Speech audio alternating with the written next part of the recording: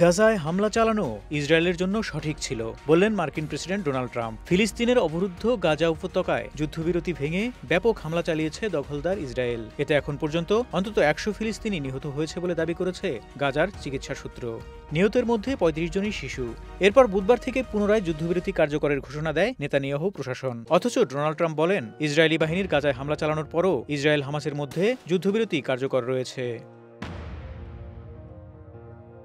Air force ওয়ানের সাংবাদিকদের মার্কিন প্রেসিডেন্ট বলেন, মধ্যপ্রাচ্যে মার্কিন সমর্থিত যে যুদ্ধবিরতি রয়েছে তা ঝুঁকির মধ্যে নেই। যদিও একই সময়ে ইসরায়েলের বিমান হামলা গাজা জুড়ে ছড়িয়ে পড়েছে এবং ইসরায়েল ও হামাস উভয় পক্ষ একে অপরকে যুদ্ধবিরতি ভঙ্গের অভিযোগ করছে।